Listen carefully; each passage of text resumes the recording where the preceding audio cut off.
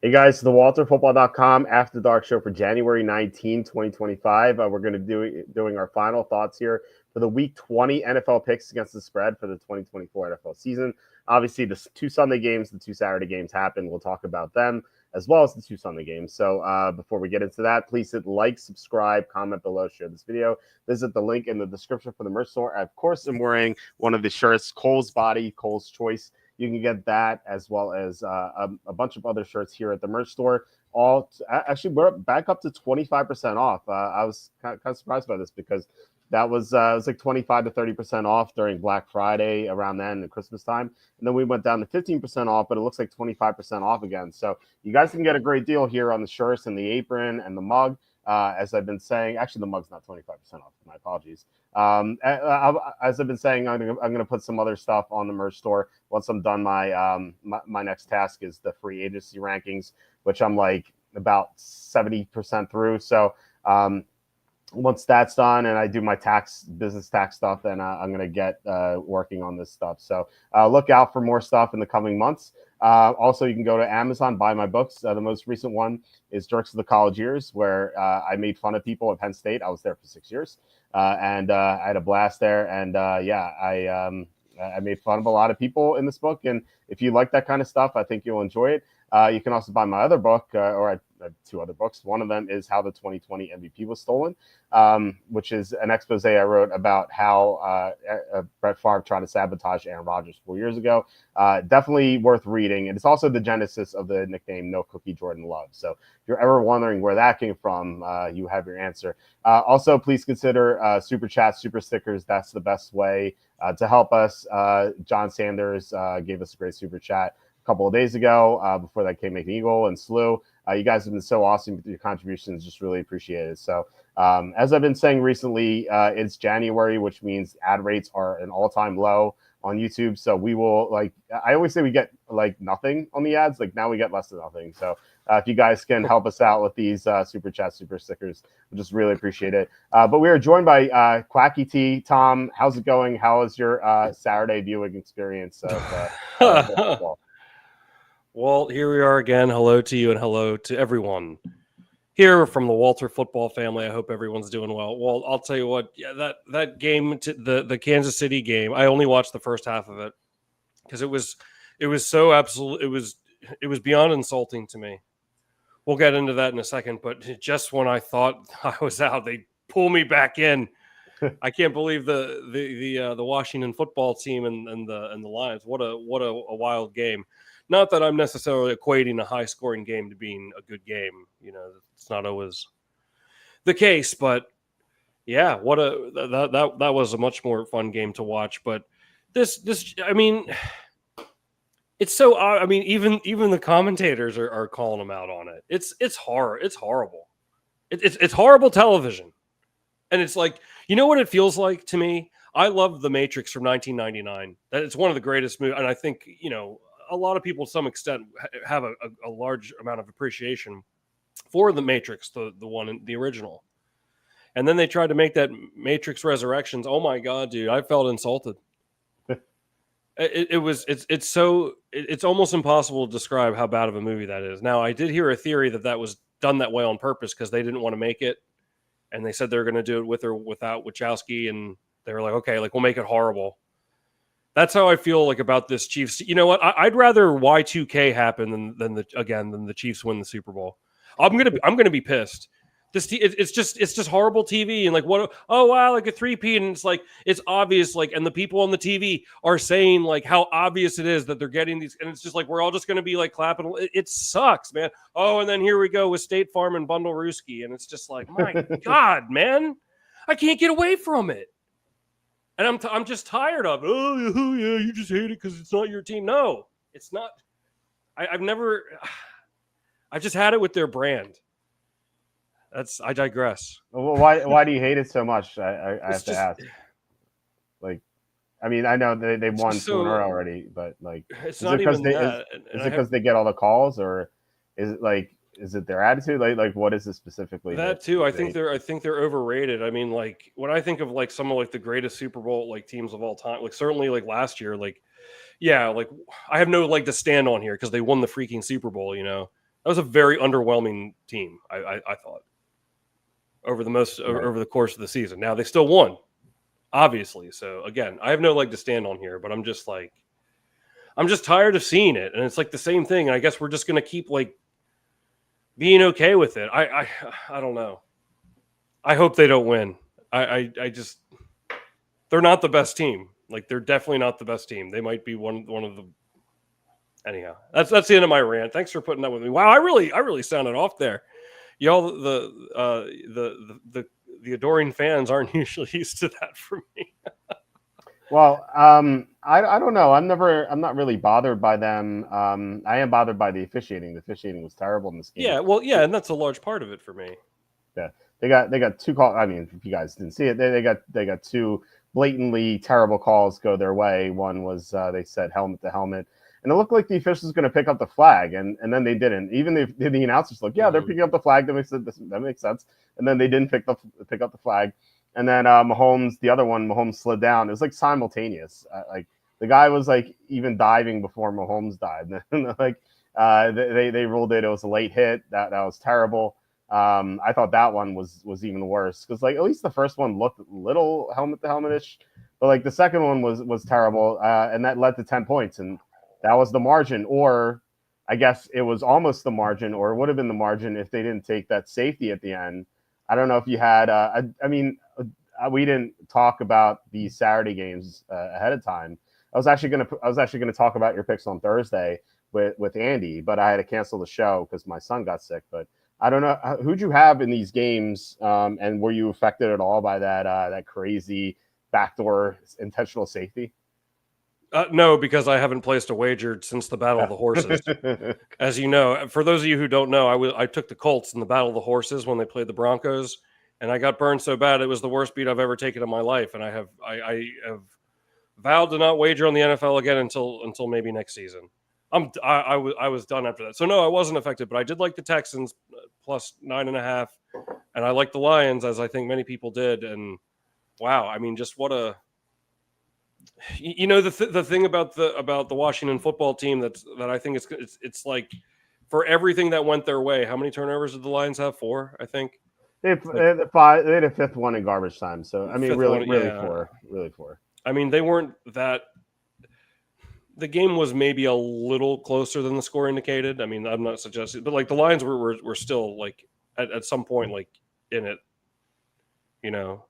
And like my concern, like with Washington football team, like, you know, they missed that field goal at the end. Again, you know, it didn't end up mattering, but you know, at some point in this playoff run, if they're going to keep going, they're going to need to like make those plays.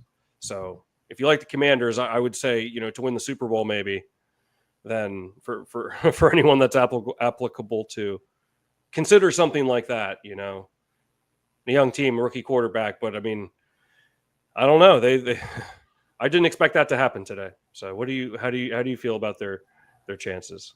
I don't know what this Commander team you're talking about. Like I've never heard of them. The Redskins look great today, but let me remind everyone that they were a fumble away from Baker Mayfield from losing last week to Tampa. But here they are.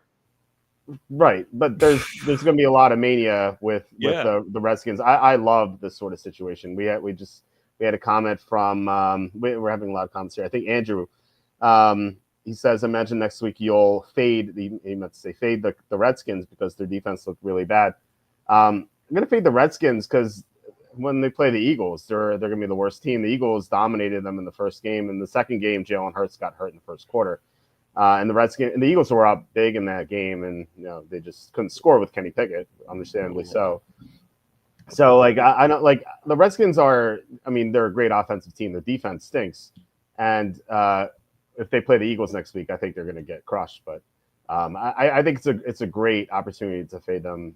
Just the overreaction. Like people are going to be so quick to forget that Tampa game. Like they could have easily lost that game.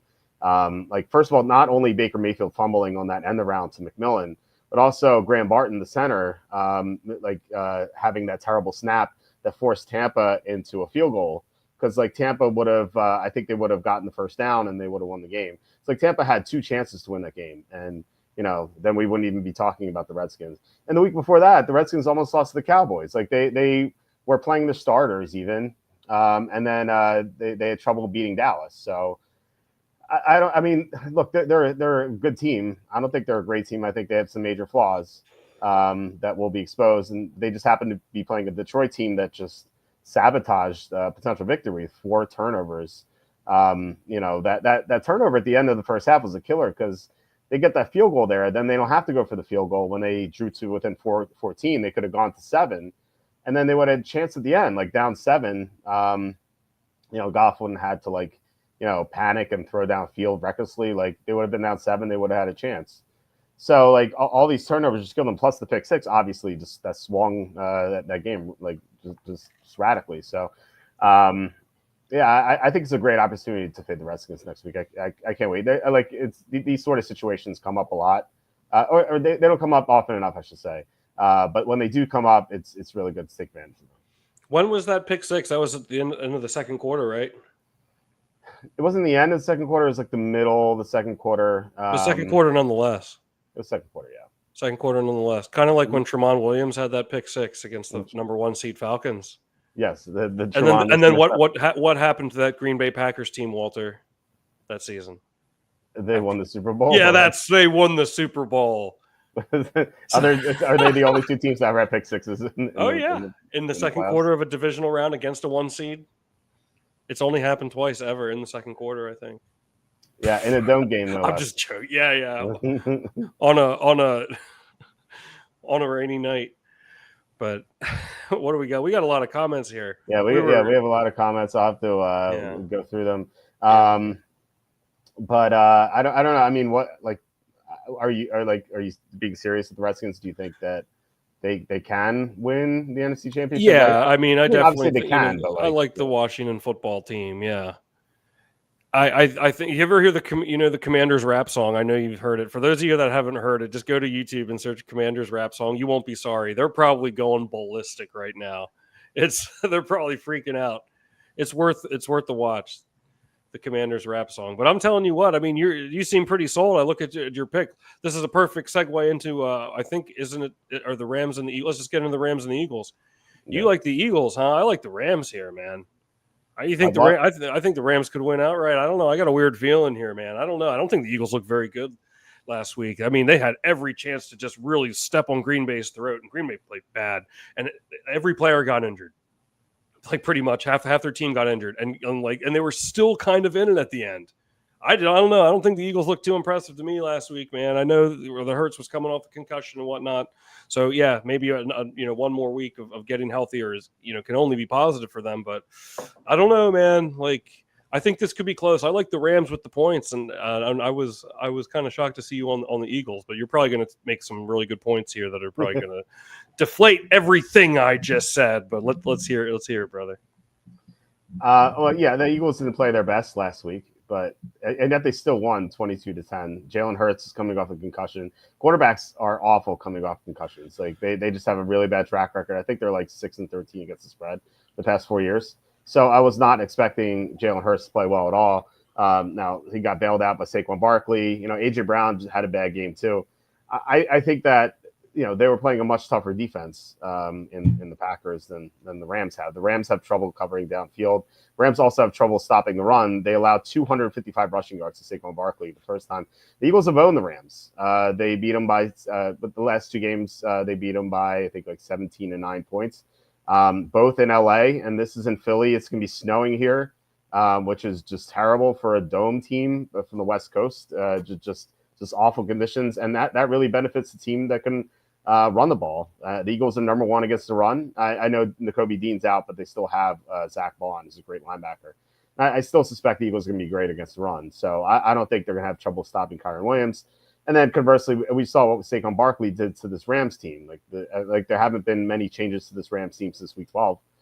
So I think Barkley, I don't think he's going to have 255 rushing yards again, but 120, 130, 140. I think he will hit the over on the prop, which is 111. Jalen Hurts can run too, by the way.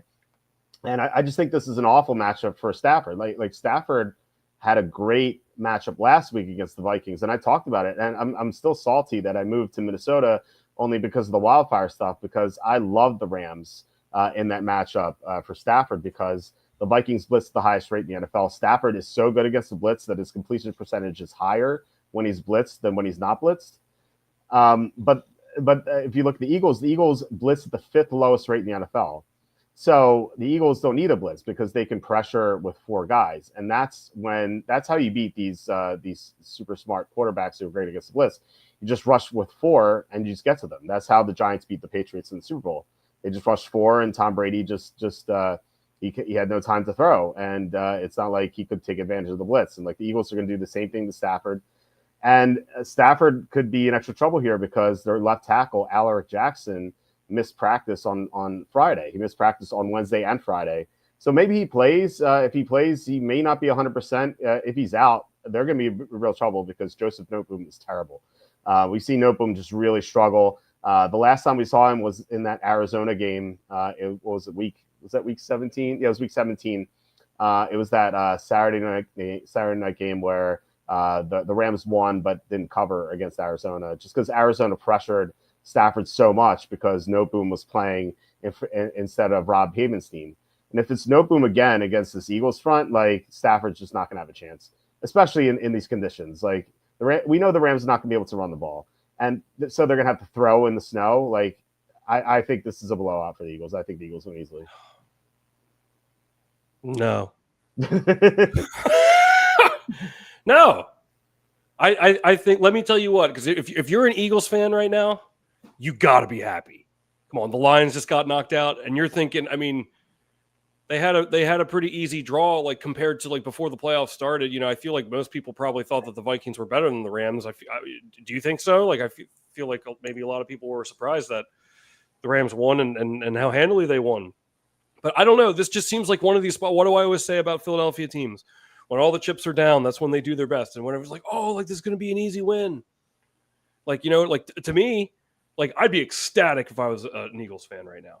I mean, the Lions just got knocked out. Like, I mean, I feel like to like the casual fan, they have like a cakewalk in the rest of the way.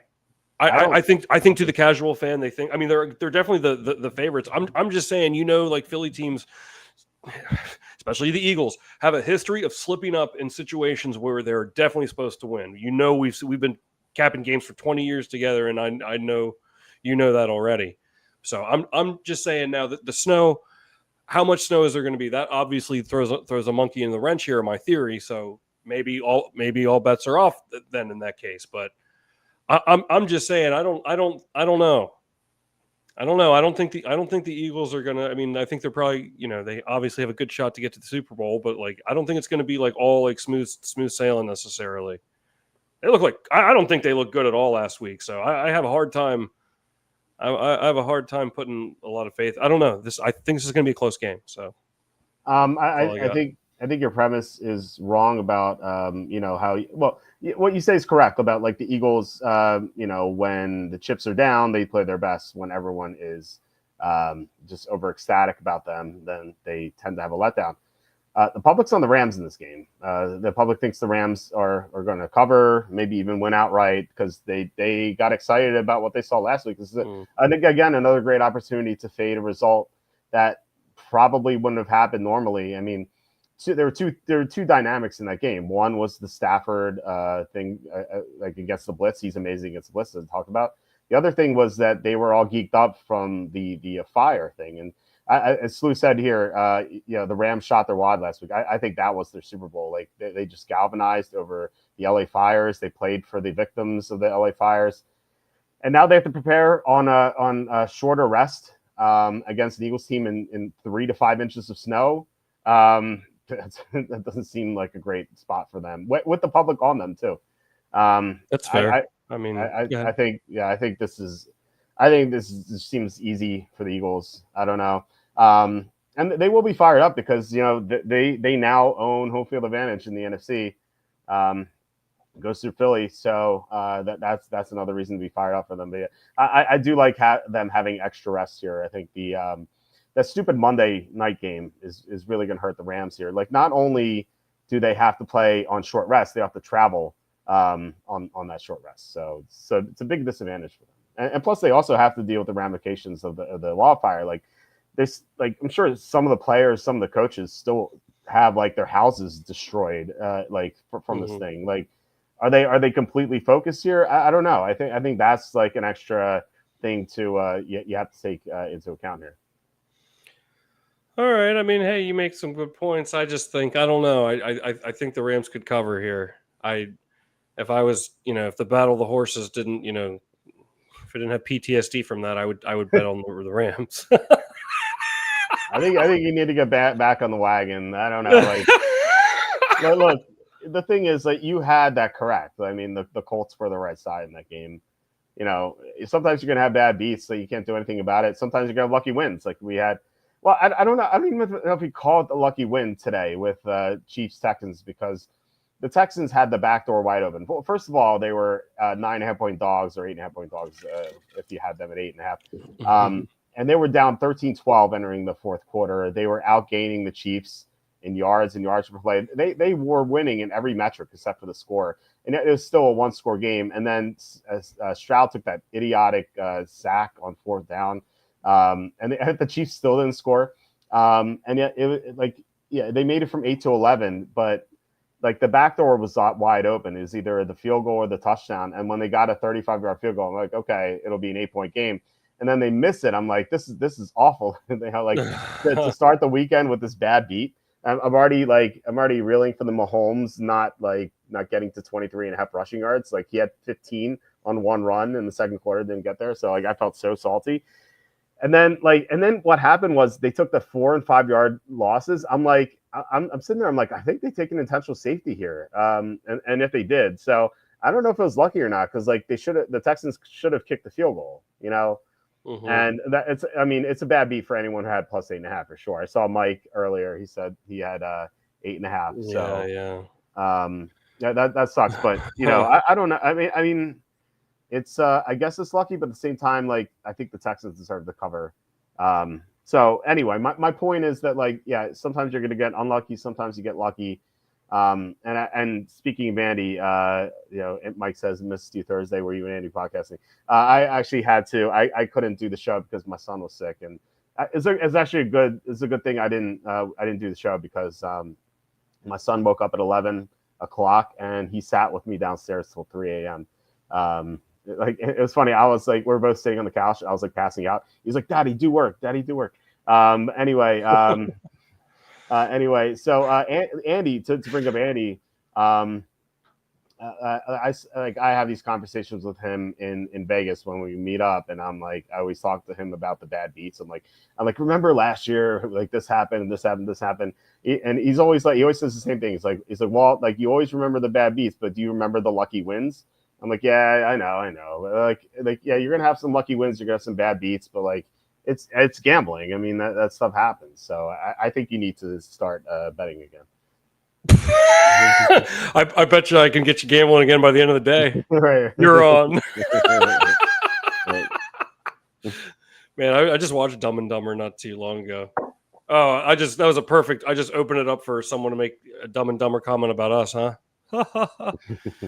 But yeah, I like the Rams. I see magic markers over there. So yeah, and your point there, magic marker. Walt did give a much better analysis than I did. But I don't know.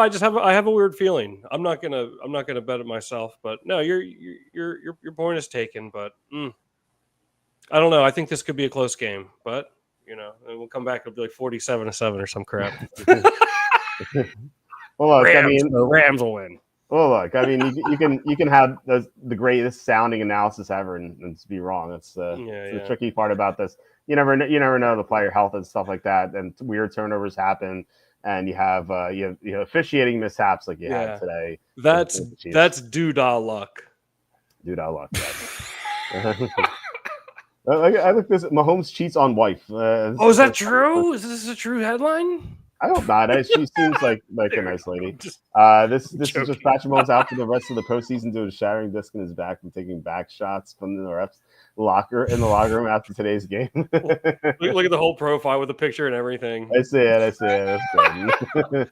Wow, keep on rocking on, man. Stafford's really bad in the snow. I don't have like a stat for that. Do you make America great? And I'd love to see like a concrete stat for that. I know that he's played his entire career in domes, so obviously, I would think that he's not as good in the snow as he is in domes, and it kind of makes sense. I mean, this is like a finesse passing offense. That they want to run the ball too. The problem, like I said, the problem is that the Eagles are number one against the run. Like they're not going to be able to run, so it's Stafford's going to have to throw. And what about Puka Nacua? If it depends on the conditions, like if the conditions are perfect, or if like it's not as bad as we think, I think Puka Nacua could have a good game. He actually had, I believe he had like 116 receiving yards in the first matchup that they had, even though the Rams got blown out. Let me check that. Yeah, the Eagles won 37-20 in LA. Puka Nacua in that game had, I was off by one. He had 117 receiving yards in that game on 9 catches, but a lot of that was in garbage time. I think that if you're playing DraftKings tomorrow, you have to check the weather like before the game. Like if it's a blizzard, then don't play Nacua. But if it's not bad, then Nacua makes a lot of sense to pair with like Saquon Barkley, because at that point, like Barkley's, you're trying to get like a big game for Barkley. The Eagles are ahead, and the Rams throw a lot with Puka Nacua. So I think Puka Nacua is the only Ram I would play. Higbee, I guess. I wouldn't mind Higbee, but I like Goddard a lot more in this match. With the Rams can't stop tight ends at all. We had TJ Hawkinson last week over receiving yards, and we have Goddard this week as well. So and the snow shouldn't affect Goddard too much either, because it's like intermediate passing. It's not like deep downfield. So like I would avoid, like, if the snow's bad, I would avoid Brown and Devontae Smith and Puka Nacua. And also Cooper Kupp, who's like barely playing. He's like not on the field very much these days. So yeah, well, maybe he's going to be their secret weapon. Yeah. Here we go. We actually have stats here from Making. Here we go. Okay. Thank you so much. Stafford outdoors in the rain/snow, 1-8, 54% completion percentage, 14 touchdowns, 11 receptions, 76 passer rating. Bagley wrote that. I didn't see that. Let's see. Yeah, snow game. Okay, yeah, we have the same thing. It is 1-8. He's 1-8. Oh wow. Okay. So, well, I wonder what the spread record is. But I mean, 1-8, 1-8 straight up is like usually. I mean, in the playoffs, usually you take the team to win, and they're going to cover. So, we both Googled it. Okay. Yeah, look at Mike Hartzler saying Stafford has a chance. There you go. That's exactly what we're saying. Yeah. There you go. Bring it back. It's okay. Well, I'm still going to stick to my pick. I think Walt provides better analysis, but I don't know. I feel like this one's going to be close for some reason, but we'll see. I would put more stock into Walt's opinion, maybe, but so I'm going more off feel. Yeah. Have a quacky sometimes you have to go with your gut. Yeah. Yeah, I don't. I mean, do you like any props for this game or anything else before we get to the next one? No, I haven't. I haven't thought into it. I'm still jaded. Okay. Well, like I said, you need to get back on the wagon. Yeah. Still good point. Those Stafford stats with awful Lions teams. It's true. It's kind of funny though that Detroit teams they play in a dome, and yet like they could have this good home field advantage in the snow. I know it's not like it would be even better for Minnesota. Like Minnesota would have the best home field advantage in the NFL if they just played outside. Like that I was out there for the Super Bowl. Was 7 years ago or 8? Yeah, 7 years ago. It was brutal, man. It was like -5 outside. Like I did not want to just be there at all. Like I just wanted to go home. Like 25, 30 degrees, you can manage if you're a West Coast team or a Southern team or a dome team. But you get into -5 degree weather, you're like, oh man, I don't want to be here at all. I want to go to a beach somewhere. Just get me out of here.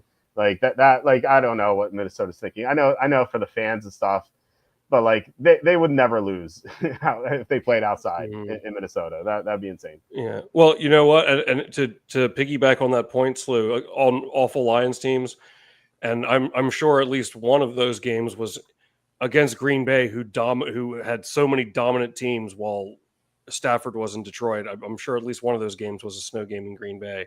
So even if they did have a good team, they might have still been losing some of those. Yeah. So yeah, gotta shout out my Green Bay Packers. No. Yes. So talking about the Sharps here. The Sharps actually got one right tonight. We're kind of like dogging the Sharps last week. The Sharps. The Sharps were 1-2 last week. They got the Texans right, but they got They got the Steelers wrong, and they got the Broncos wrong. Tonight they had the Redskins, so they're off to a nice start. The Sharps are on the Eagles. The like I said, the public is on the Rams, and yet the line has gone from 5 to 6 to 6.5. Like it's 6.5 at a lot of places now. So the Sharps are betting the Eagles for what it's worth. It's not been worth much this year, but they're still the professionals. You think they'd bounce back, and yeah, I mean, as Slu pointed out, they've most of their losses this year have been on the Jets. Like they just stubbornly bet the Jets every week, and it just never worked out for them. And then when they got off the Jets started covering. It was like I wonder how many sharp bets you have to lose before you're considered not sharp anymore. Until you lose all your money and you can't bet. That sounds like something that would happen to me. Right. Yeah. Well, no, you know what? I'll tell you what. And rest in peace, TikTok. I'll tell you what. I'm so glad. Now, here's the thing. For those of you who didn't know this, I used to do daily sports picks, and I started out doing it on TikTok. I never once scrolled on the app. When I first joined, I did to learn it, but I just did my video game streams from there, and I made my daily sports picks. I freaking hated the app. People are like sad about it. I'm elated. I haven't used it in like a year. Yeah, I'm so glad. But anyhow, so my point being, Walter can attest. I used to do daily sports picks, and my picks were good, man. I think we were up like 43 units or something. I just did one pick a day. Yeah, you were on fire with baseball that one summer. Was it 2 summers ago or something? Yeah, 2022, I think. Yeah. My son was just born, so yeah, it was 2022. Yeah. You were on fire. Yeah. Yeah, I remember I started out when I was doing one pick a day. I started out 21-5. I couldn't believe it, and it helped me grow my following pretty quick too. I mean, I had a small following, but don't sell yourself short. Like you were 21-5, taking mostly underdogs too. You know. Yeah, it was almost all underdogs. I don't really ever give out like a baseball play or a hockey play that's not an underdog. I don't think I've ever given you out a hockey play that's been like minus 110 is like the best. It's always an underdog. Yeah. And it almost always comes through. I haven't been looking at it lately, but yeah, like it's funny. It seems so long ago, but you know what? I will say, like, I really didn't like the app, but I am at least grateful. Like I had some fun for like what it was. I learned, like I became a streamer, and now like I'm here doing a show with you, you know what I mean? And like it was, you know, I'm grateful for the experience, but the app sucks. So get out of here. Quacky the Green. You ever watch You never watch Parks and Recreation? I watched the first 2 seasons. I was not impressed. Everyone always said it's so good. I felt like, I said this before, it felt like The Office with no charm. I thought just like it's a cheap knockoff of The Office. Yeah, and there were some good seasons, but like once Leslie won the city council election, it really went downhill. But there's this great episode where they're recording a song for Leslie's campaign, and Chris Pratt is like, he's like, okay, I'm gonna have to listen to you all sing individually. He's like, this is not a competition, so relax. But if you don't sing good, you're out of here. I love that line. Yeah. Can make an eagle pointing out, does everyone know that everything you do on TikTok is monitored by the CCP?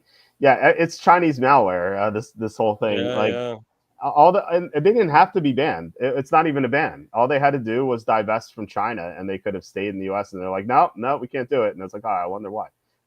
Because it's like the Chinese government is spying on Americans, with the stupid program that melts everyone's brains, like these dumb videos. Yeah. I'll say this though, like we're not going to be saved from these stupid videos because like there's Reels, there's YouTube Shorts, there's they're doing it on every app now. Yeah. I don't know. I never understood. Like I never was interested in scrolling like that for too long. Like when I first was on there, I did because I was just trying to be like, what was this all about? But people would be like, what's on your FYP? I'd be like, I don't freaking know. I don't look at that stupid crap. No. I don't know. I never like shared videos with anybody or like watched any videos. I just want to, I guess that makes me sound selfish. Well, deal with it. Well, I just went on there to stream, and it's never good to give your adversary like, data on where everyone is. Like, they want to deploy a bioweapon. They get to know like, like most Americans are here at this point, they can do whatever they want. And like, they kind of, I think it's telling that TikTok is not even allowed in China. Like it's a Chinese company that's not allowed in China, and it just melted the brains of Gen Z really. And but again, like there are so many dumb videos on YouTube Shorts. Like I don't know. I hate these like short videos. I actually tried to disable it on my YouTube because my son, but like I have two kids obviously. Like if I'm alone at home making dinner with them, like I can't like watch both of them, so I have to get like my son my phone, so I can make dinner or whatever. Um, and yeah, like he would go, like pop on YouTube, and I start hearing these like weird videos. Like, what are you watching? It's like these like strange videos. Like I talked about it on Jerks of the Week, which is horrible. And I know that like the stuff on TikTok's even worse. So like I hope it'll be gone, but um, I don't know. It's still not going to go away. Like I hate these short form videos. They're just awful. Yeah, it's really strange to see like the evolution of people and technology. I guess it moves in such a strange direction. It really leaves me very puzzled. I mean, I guess to say the least, and that's where I'll leave it. Yeah. But anyhow, I've been watching Batman Forever a lot recently. And Why? what do you mean? Why? Don't give me that tone. It's only the greatest movie ever, Walter. Come on. How many times you can watch a movie? I probably watched it like 10 or 15 times since Christmas. But like, Really? did you see my tweet? No, I put my head on the Bernie meme. I was like, I'm once again watching Batman Forever. No, but like I was thinking, if you've ever seen Batman Forever, it's really terrible. But I like dumb cinema too. But like the beginning scene where there's like Two-Face has like one of his henchmen flying a helicopter carrying that safe with Batman trapped in it. Where are you finding this henchman? Like that's a pretty like specific, like, okay, like you have to be like an expert like helicopter pilot and also like be like a criminal and like help me like pull this heist like over Batman. Who is this person that's gonna find? I mean, I guess if you pay somebody enough money, they might, but I just find them on LinkedIn, I guess. Dude, LinkedIn. I'm anti LinkedIn. When I went to business school, I had to be on LinkedIn. I deleted it maybe 4 or 5 years ago.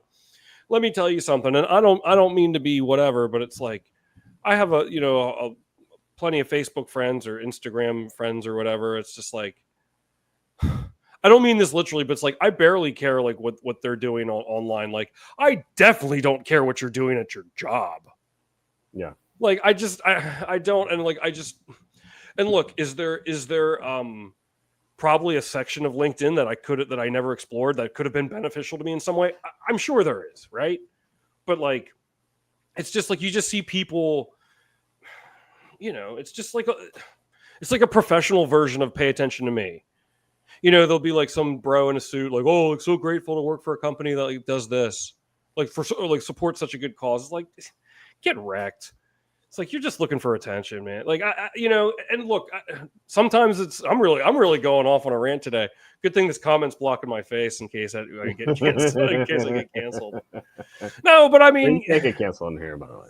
Yeah, but I'm saying I'll digress. Let's get to the comments here before people sign off. Well, Slew's asking if his $25 bonus bet wager on the Thunder was a good move. What do you think? I mean, they're doing pretty well, but like, you want my advice? Don't place any money on the NBA. That league sucks too. Well, it's a bonus bet. He has free money. Oh, right. Okay. I mean, what odds did you get? I mean, I think I was definitely have a shot. There's no make no mistake about that. Yeah. Yeah, I think it's fine. I mean, if you're going to bet one team, the Thunder makes sense. By the way, I was trying. I wanted to post my NBA picks earlier. Just got derailed by all this stuff, like so many things. First of all, I had to get my tooth extracted Wednesday. My son got sick. Like, it's just so many things popped up. And I try to find something today in the NBA. I didn't like anything, so maybe tomorrow or at the latest, I'm going to start NBA picks again on Monday, hopefully. Asking if Kansas City's favored by 1.5 or more. How about taking the Baltimore Buffalo winner plus 7.5 with Ohio State minus 2.5? I don't really like teasing college football because just the numbers don't mean as much in college. It makes sense though to tease Ohio State. I'll say that. I think it's fine. I'd be more eager to take Buffalo plus 7.5 with Ohio State rather than the Baltimore. I think Baltimore just matches up very poorly against the Chiefs because the Chiefs can stop the run, and that's all Baltimore does is run the ball. So, but Buffalo, I think could be Kansas City finally in the playoffs. We'll see. Although you have to worry about the officials, of course. And I think that segues us into the second game. There you go. Which exactly that was very nice, in fact. Yes. Nicely done.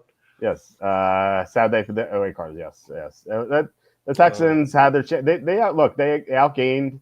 I think they were the first NFL playoff team to outgain their opponent by 100 plus yards and have no turnovers and lose the game. So yeah, they, as I said on Twitter, Chiefs and officials 23, Texans 14. Anyway, we have Ravens and Bills here. This line is 1 or 1.5. Actually, I'm seeing all ones now, except for DraftKings has 1.5. But I don't even think that's I think that's minus 118. So looks like it was creeping up to Baltimore minus 1.5. Looks like there might have been some shark tape back on Buffalo here. So I don't know. What are your thoughts on this game? Yeah, I don't understand. I'm very confused by this line. In fact, I like Buffalo a lot. I think they're going to really stomp them here. Yeah, I don't get this at all, and that makes me hesitant because to me it feels like why is this line where it is? I don't know. I just don't believe in the Ravens as much. Go ahead. Oh, it's the same reason why the Redskins are going to have a favorable line next week, no matter whom they play. It's because there's a lot of mania with the Ravens. Like, Lamar Jackson, Derrick Henry, so unstoppable. It's like, well, you kind of ignore the fact that they could easily have 7 losses on the year. Like they got so lucky to win those Cincinnati games. They lost to the Raiders. Like this team has had some easy opponents down the stretch too. The toughest or the best quarterback they played outside of a broken Stroud, who's kind of like he was reeling off that Tank Dell injury. The best quarterback they played since their bye in Week 14 was Russell Wilson. So this team really has. He's literally the best in the league, though. Right. So anyway,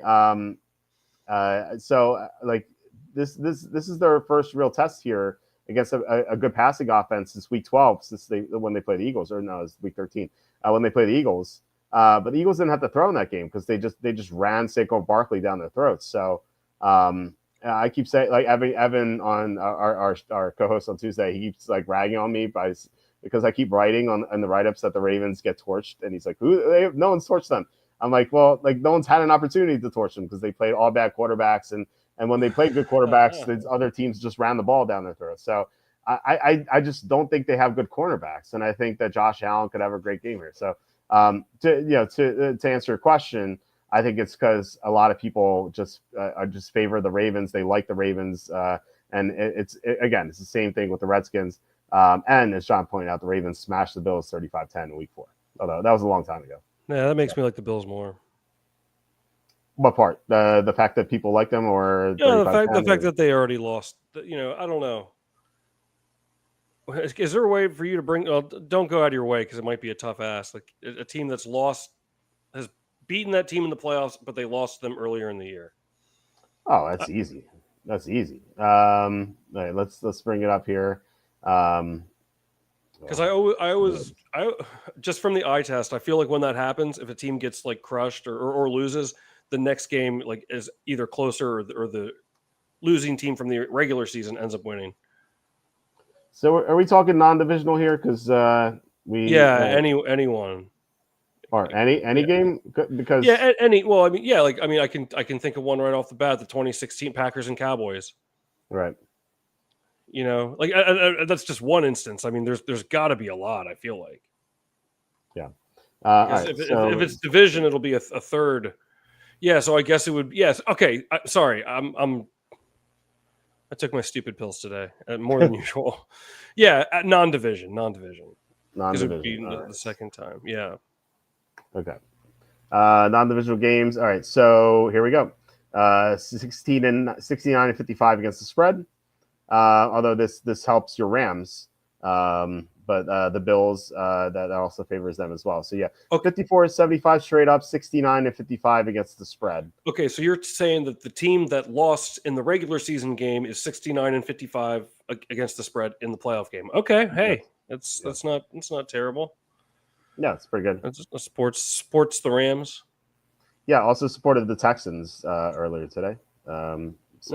Depending on what you got, although they're giving the Texans a loss here because they had the line at 6.5. That's not correct. No, it makes me question everything in the space-time continuum here. So it's really, I mean, if you have the 9.5, it's actually 70-54 against the spread, so a little bit better. I hope you both made money off the Bills pick last week. That we had I don't know. Did you have the Bills in that game last week? Because the Bills were one of my top plays last week. Yeah, I can't remember. I think I did. Yeah. Oh, I definitely did because I said if you like, because I texted you right after. I called it perfectly on the show. Yeah. What am I talking about? Put respect on my name. I said the Denver Broncos first half and Bills full game. Yes, I did. Yes, sir, Bob. Yeah. And don't y'all forget it. Where's my crown? Yeah, you said you're going to wear a crown because you called that correctly. Oh, yeah. It's all the way over there. I'm not grabbing it. It's not that important. John's bringing up a point. It's a great point here. The Bills in that 35-10 loss didn't have Amari Cooper, Khalil Shakir, Matt Milano, Taron Johnson, or Terrell Bernard in that game. I think the defensive guys not being there was huge. Like, they couldn't stop the run at all. Derrick Henry ran for 199 yards. And I think people are looking at that and they're like, oh, the Bills can't stop the run. The Ravens just going to run all over them again. It's like, no, the Bills are actually fifth against the run. Matt Milano, he came back his first two games where he came back. He was like pretty bad. He's gotten really good recently. Like he looks like the old Matt Milano. And also Terrell Bernard's an excellent player too. Like, and Taron Johnson too. I mean, Taron Johnson is so important for that defense. Like having a fully healthy defense is going to make that result so much different. I'm like you. I think this line is a joke. I don't quite get it. I think the Bills should be -2.5 at the very least, maybe even 3. I think the Bills are better than the Ravens. I just like, and the Ravens without Zay Flowers, like they're not going to have their top receiver. It didn't matter last week because the Steelers showed no heart against the run. The Ravens just ran down their throats, so they're not going to be able to do that this time. And so I think that Lamar Jackson not having Zay Flowers is going to have a bigger impact in this game. He's going to have to throw to Rashad Bateman and Nelson Aguilar against a good Buffalo secondary. It's just not going to pan out. He's going to have some completions to Andrews and likely, sure.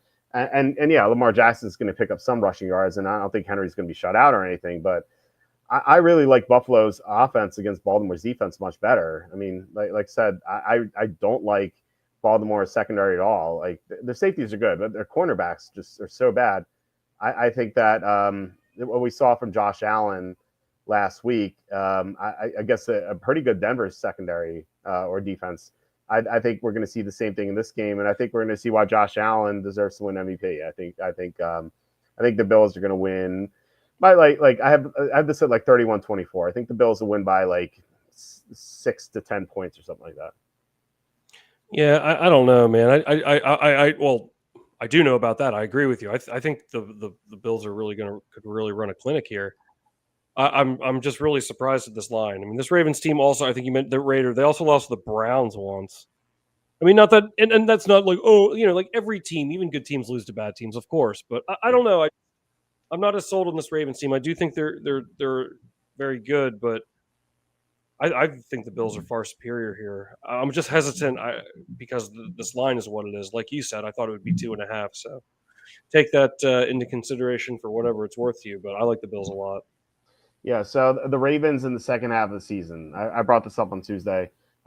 If you look at Group A and Group B, I'm talking about these groups, like Group A being like, and someone, I forget who it was in the comments, like it was either Tuesday or last Saturday. They're like Walt makes up these groups; they don't exist. And Group A is just great teams. Like that's what it means. Like Group B is good teams. Group C is mediocre. Group D is bad. Group F is awful. So that's what I mean. But it's just like a fancy word, fancy like notation for saying like great teams or whatever. The Ravens against Group A and Group B in the second half of the season, if you exclude the Steelers, which like I didn't know where to put them. like if you exclude the Steelers, they've only played 2 teams in Group A or Group B. They beat the Chargers 30-23 on Monday Night Football, and they lost to the Eagles 24-19. And that was a late touchdown too. The Eagles were up by much more than that. So, Wait, this is the Ravens you're talking about? the Ravens in the second half of the season. Yeah, they've only played 2 teams in Group A and Group B. Like the rest of their schedule is a joke, and that goes to what I was saying before, where like the 2 best quarterbacks they played since their bye, C.J. Stroud, again, he was reeling off the loss of Tank Dell, and Russell Wilson. They've actually played Russell Wilson 3 times in the second half of the season, and yeah, so they really haven't been tested. And we saw Justin Herbert in a big game too, so it's not like that win over the Chargers was more impressive at the time than it is now, you know. So I don't like think that the Ravens have this great resume. Whereas like the Bills, they beat the Lions 48-42. That game was not nearly as close as that score indicates. Like the Bills were up by much more than that. They were up 45. They were up 35-14 and 45-28 in that game. Now their big loss against the Group A or B team was against the Rams 44-42, but that was after that crazy snow game on Sunday. I don't think the Bills were focused in that game. And they also beat the Chiefs 30-21, which is that was a very impressive victory. They outgained the Chiefs by 107 yards in that game. So I think the Bills are the best team in the NFL outside of maybe the Eagles. I had the Eagles number 1. I think the Kobe Dean getting injured might move them behind the Bills. I'm not sure, but either way, I think Eagles Bills. Either way, I've been saying it all along. I think they go to the Super Bowl, and so yeah, I like the Bills in this game. You know, I guess there's players from every team that would be cool. Like if the Ravens won, it would be cool to see like Derrick Henry get a ring. You know, I mean, yeah. Or how about, you know, what if the Washington football team won and then the first rookie quarterback? Like that would be kind of neat to see, wouldn't it? I don't want to see rookie quarterbacks win. I feel like, I don't know. I think they have to. Or like Amari Cooper. Pains. Cooper gets traded to the Bills and he wins the Super Bowl. Yeah. I mean, I think it'd be cooler for Josh Allen to win the Super Bowl because, you know. Well, they can both do it. You know what the Bills remind me of is the Milwaukee Bucks. Remember, like everyone kept saying, they're like Bucks can't win. They always choke in the playoffs, and then they had that one run and they won the championship. And I think you called it that year. I think you said that. You said that you liked the Bucks, and I bet the Bucks. I think I got every game right in that finals. If I you did, yeah. Because they lost the first 2 games to Phoenix and then they won 4 straight. Yeah. So, I mean, and this Bills team really reminds me of that. I think that because everyone was on the Bills before this year, like 2022, 2023, everyone loved the Bills, and then this year heading into the season, everyone came off of them because they lost Stephon Diggs, they lost Gabe Davis, they didn't have any receivers, and they're like, Bills, they'll be okay. They won't win this championship. That's what everyone's saying. And like now, I think they seem in a great position to make a run. So I do like that comparison to Milwaukee. You know who was on that Alabama team that beat Notre Dame the last time Notre Dame was in the national championship? Amari Cooper. There you go. Yeah. Eddie Lacy was their running back, dude. Nice. Eddie Lacy was awesome in college. Yep. Remember, dude, I love Lacy. I wish he would have stayed in shape. I thought he really had a couple nice years on the Packers. And then remember that run he had in that 2015 the Hail Mary game against the Cardinals? Mm-hmm. He was rumbling, man, for like 60 yards. That was awesome. Yeah. Jeez, Green Bay should have won that game. You know, I was I was thumbing through, my Facebook feed, and I saw the replay of, and I can't believe this. It was 9 years ago now, where Blair Walsh missed that field goal. Sorry, Matthias, and to dig up old bones here, where Blair Walsh missed that field goal for Minnesota, and the Seahawks won. The elite Seahawks won 10-9. That was one of these stupid scored games. But I couldn't believe it because what was it, like a 27-yarder? It was a little chip shot. It was like negative 100 that game. It was freezing. It was at the Minnesota Stadium because their stadium was all busted, I think. Mm-hmm. And if I remember, I was like, okay, like because like the Vikings are about to win, Green Bay is now going to play the Panthers, who are the 1 seed. And I was like, I wanted another shot at the Panthers because the Panthers beat the Packers by a touchdown, and that was the year the Panthers went 15-1 and lost in the Super Bowl to Denver. And I really thought that if Green Bay played the Panthers again that year, that maybe they'd have a chance of beating them. But because Blair Walsh missed that field goal, they played the Cardinals instead. And we all know what happened. Of course, those 2 incredible passes by Aaron Rodgers, including that Hail Mary to Janis, as time expired. I still think that Mike McCarthy, he should have gone for 2. I mean, it's easy, hindsight's 50-50. But, it's easy to say that now. But what really sucked about that game as a Packers fan, you had like those 2 like crazy Hail Marys by Rodgers on that final drive, but then it ended so quickly on like 2 plays to Larry Fitzgerald, and they're amazing plays, but it's just like, it was anticlimactic. I was like, it was so short-lived. It's not like as special, I feel like, as a Packers fan, but I mean, still an amazing play. And that was the same year, remember, on Thursday night when he threw that Hail Mary in Detroit, the Lions led for 60 minutes and still lost the game. That was crazy. Yeah, one of those insane games. I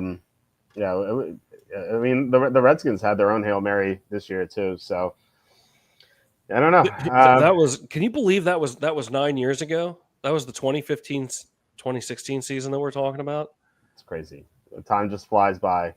Hey, think about this, because I was, a season we love to refer to is the 07-08 season. That was when the undefeated Patriots lost to the Giants in the Super Bowl. That was 17 seasons ago. Are you kidding me?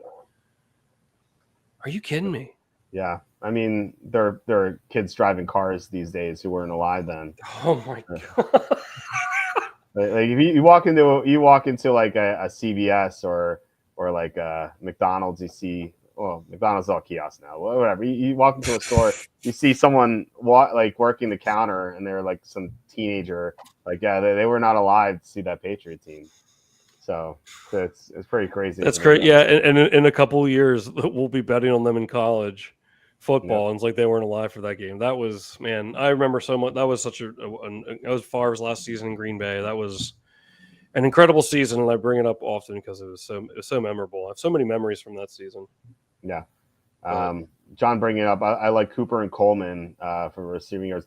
Those receiving yard props are so low. I think why don't we just bring it up? I believe they're in their 20s, like the mid 20s or maybe low 20s. I think Cooper's was like 22 and a half, if I remember correctly. Let's bring up some of these props here, because I mean, we only had 2 games to talk about. Let's see here. So we had Clear Shakir as a 50, and then you get to Cooper. I'm right, 22 and a half. Then we get Coleman, or did I pass him? There's Keon Coleman, 25 and a half. Those are very low. They're both in the parlay that I have for this game. So I'm definitely on the same page with John here. Like, this, it's a great matchup for them. Cooper doesn't have to deal with Patrick Surtain this week, so he's going to be freed up. Coleman can always do some damage downfield. I think if you're building something, I think you start with those 2, and then maybe put in the 2 quarterback rushing. So you have Lamar Jackson 54.5, Josh Allen 47.5. That I think that's the player that's the single game parlay we have for this game. Maybe Mac Hollins will come to the game dressed like freaking Fred Flintstone again. Well, he doesn't wear shoes, which is I don't quite understand why. Is he like the High Sparrow from Game of Thrones? Oh wait, you're not up to that yet. You're not. That's season. What's that? Season 5, I think. High Sparrow. I don't know. I only got to season 4. We're gonna have to get back on that here soon. The season, dude. There's only 4 more football games left, or no? There's only 5 more football games left in the season. I know. 6 if you count the Pro Bowl. Yeah, of course. You have to count the Pro Bowl. It's so exciting. It's still a football game. Yeah. I've never watched a Pro Bowl in my life. I never planned. Dude, you're missing out, man. No, you got to watch. No, I'm not missing out. Dude, always bet the under, man. Really? Is that a thing? I don't know. Okay. But you would always think it'll be a high scoring game. It's it's basically like a flag football game now. I know. It's so silly. Like there's no reason to have the game. I think they should just vote on the rosters and not have the game, So What's the difference between Pro Bowl and All Pro? All Pro is when you're the best at your position, not just Yeah. selected to the Pro Bowl. Yeah, I mean, Pro Bowl. They're what, like 3 quarterbacks in each conference, like Right. 3 running backs. All Pro is just like 1 quarterback. And so they just build out a roster, and it's like the best of the best. Who was the worst player to ever make a Pro Bowl? I don't know. Because a lot of times, isn't there like they'll pass on like 8 players? I mean, I'm just pulling numbers out of thin air, but like 8 players, like, no, I don't want to go. They don't want to risk getting hurt or whatever. Just don't feel like doing it. And then they'll be like, okay, like let's call the next person. Like, I know, like Andy Dalton made the Pro Bowl. whoa, don't be hating on Dalton. Why legit, not, man? He's what? The guy's legit. He had some legit seasons with the Bengals. I mean, he was like the reason why they never that team was so stacked. They just never got anywhere because of Andy Dalton. Like he was kind of like along for the ride. AJ Brown was MIA, man. Yeah. Or not AJ Brown. I can't. Who was there? AJ Green. AJ Green. They're both.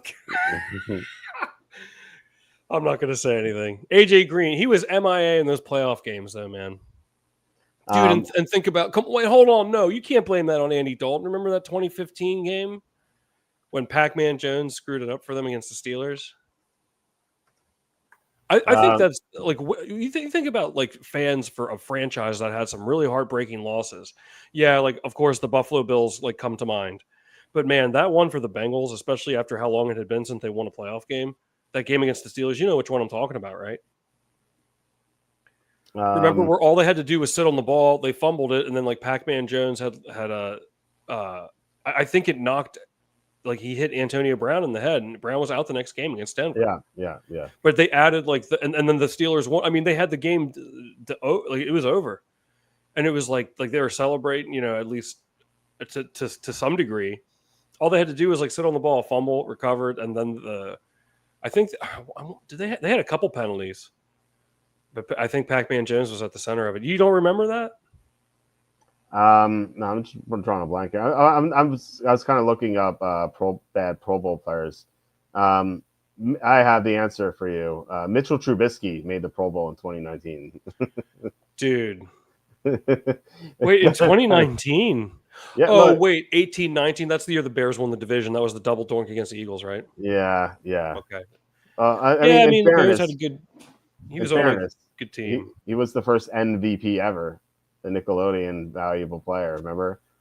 Dude, yeah, I mean, not many people can hold those honors. Pro Bowl and Nickelodeon player of the game. That was such a troll because the Bears lost that game. Oh, wait, they gave it to him even in the loss because they voted. People who watched it voted on it, and I don't know like if people were trolling or if like the kids watching the program felt bad for him. They just there was a blowout loss to the Saints in the playoffs, and they gave the MVP to Mitchell Trubisky. Wait, he didn't have to like walk up and accept it or anything, did he? I think in the post game interview, like they gave it to him or something. They gave him like a trophy. What kind of game did he have though? Even in a losing effort. Let me see. Let's see what kind of game he had. I don't think I heard. Like, was it like a really bad game? And they still. Well, they lost 21-9. He went 19-29 for 199 and a touchdown. He also. Wait, what year was this? It was the 2021 season. And the Bears were in the playoffs. Yeah. Oh, I do remember this game. I do remember this game now. Yeah, they're 8-9. They just ran into he also had 3 carries for 10 yards. So he didn't have the best game. They could have given the award to Drew Brees, who went 28-39 for 265 and 2 touchdowns.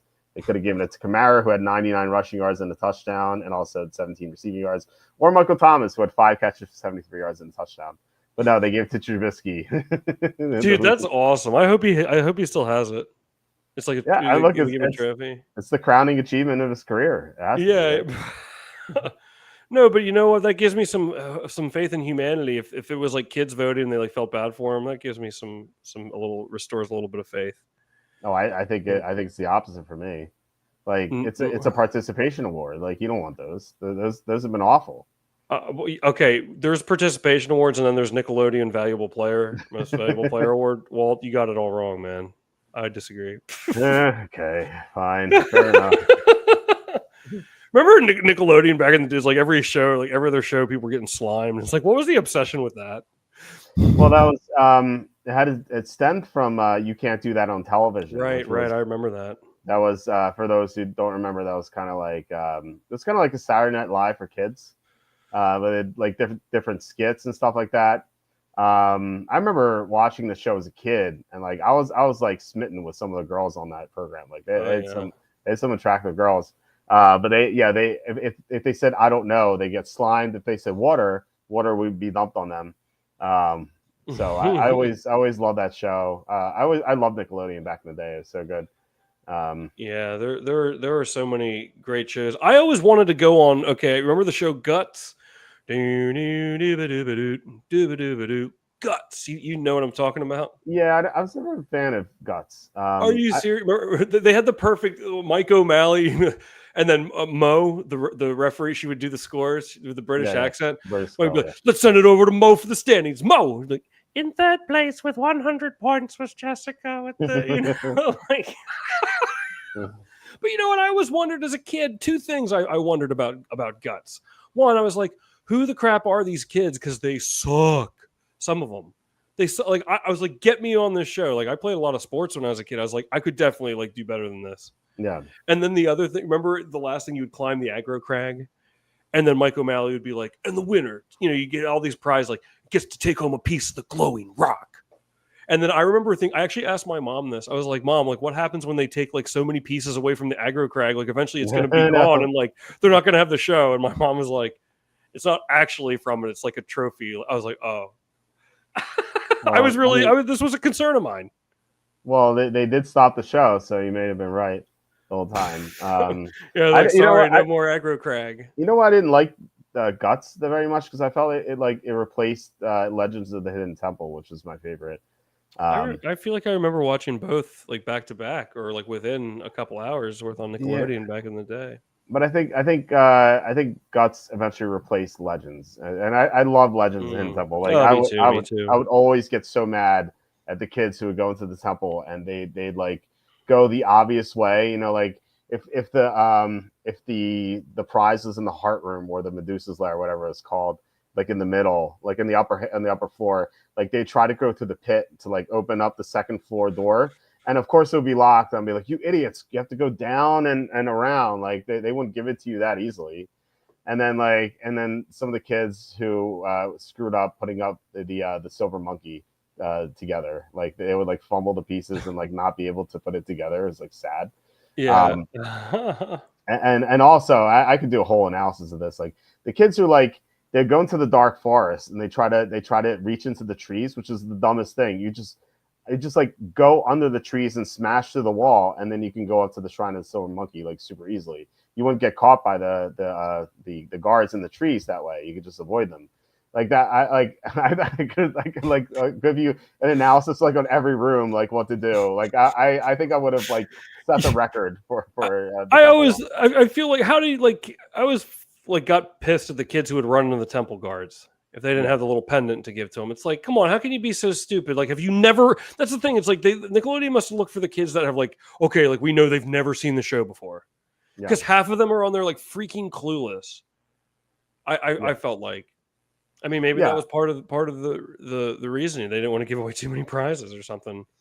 I mean, yeah, there's always a winner, I guess, but like, I guess no, that doesn't make any sense because there's always be a winner.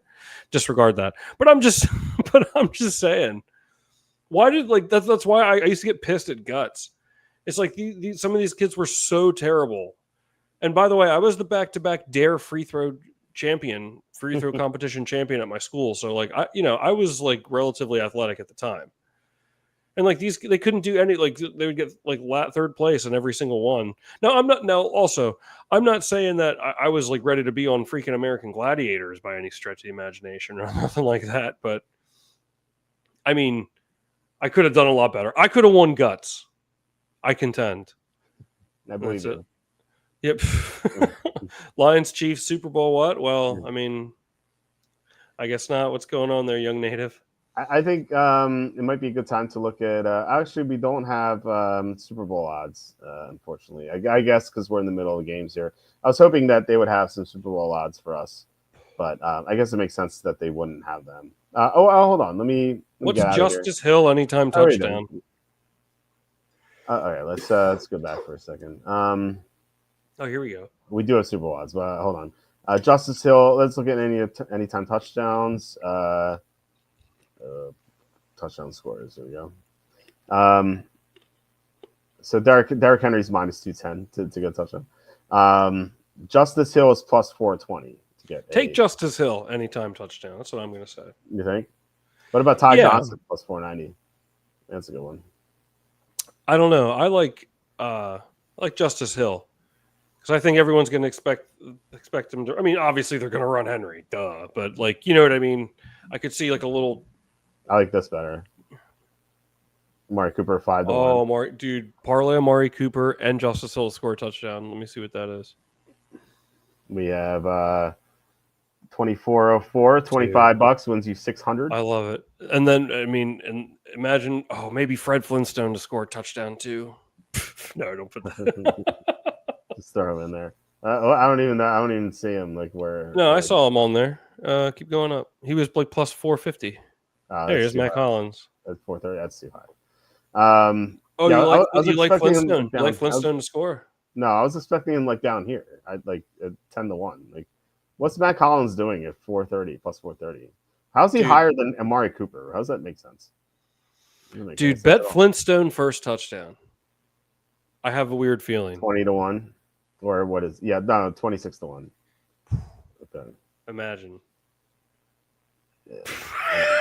I'd rather bet Amari Cooper's first touchdown 29-1. I think that's more exciting. Yeah. Well, let's see here. All right, we're gonna go back to Super Bowl odds. Sorry, if they have anything. Distracting us over here. Chiefs are plus 230. We have 6 teams remaining. Eagles are plus 260. Ravens 4.5-1. Bills. This is the good value here, plus 550. Redskins are 7-1. Rams are 13-1. That's crazy to me. How are the Bills plus 550? I'm sorry, Walt. I didn't mean to step on you. No, it's okay. Go ahead. Well, that was basically it. How are the Bills plus 550 here?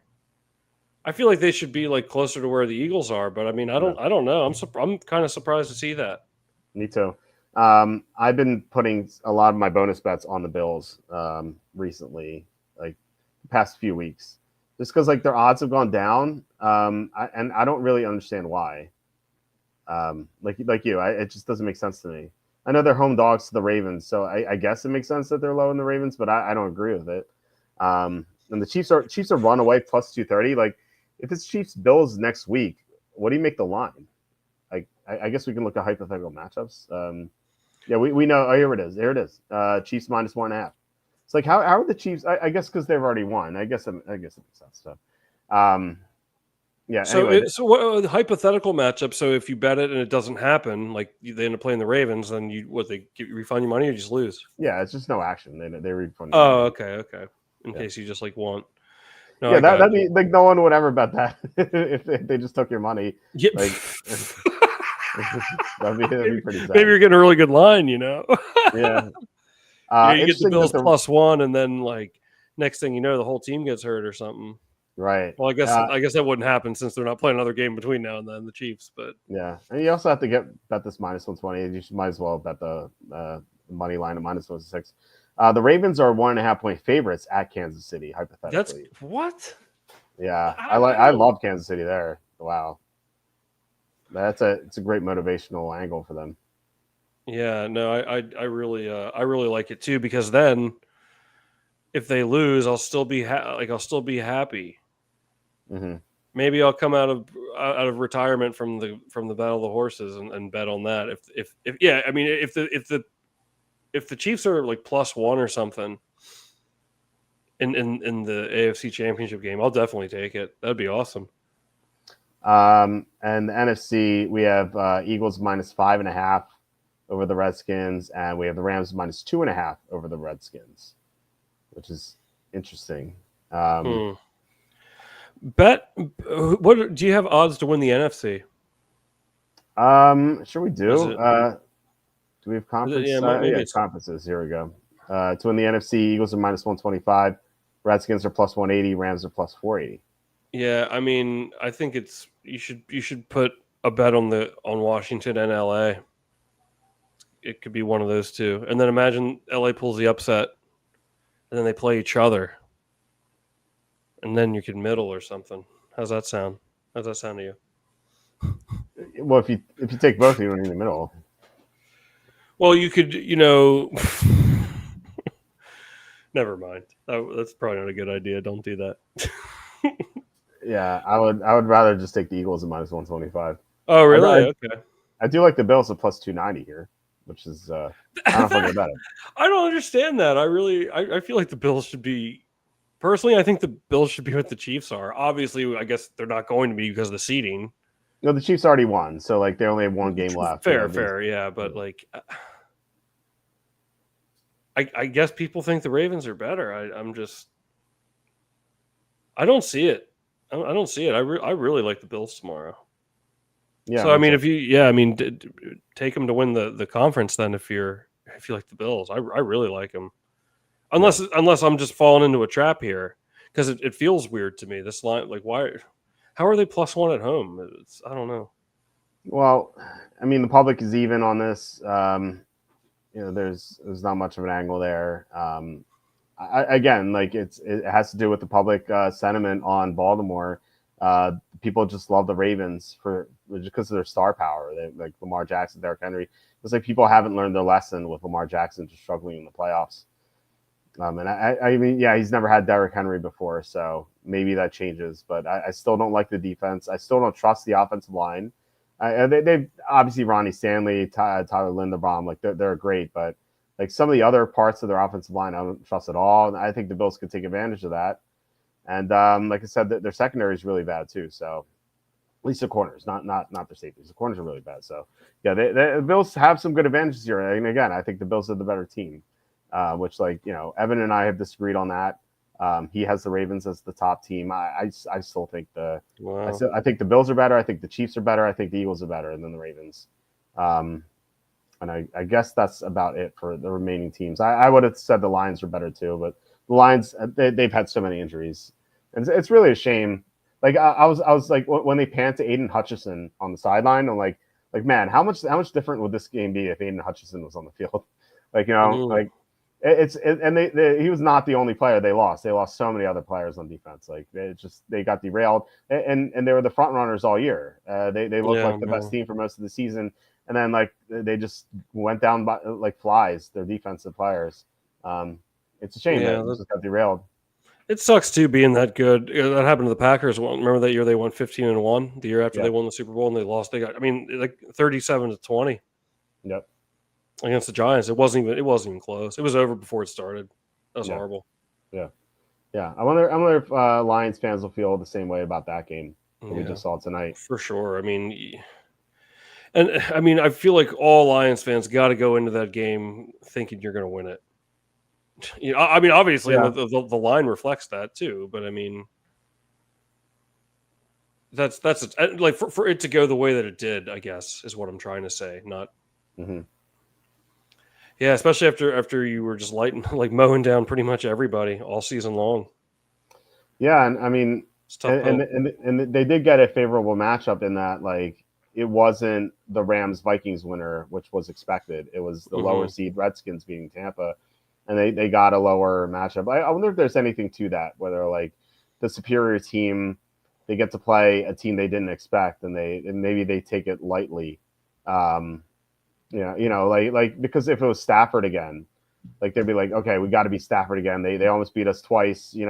Our former quarterback, like they probably take that game more seriously. Not that they didn't take this game, like not that I'm saying that they didn't take this game seriously, but like I don't know. I think maybe there was like sort of a letdown from them where like, oh, we had the Redskins rookie quarterback, we'll beat this team. I don't know. I don't know if that's true or not. What do you think? Like, is there some sort of motivation angle there?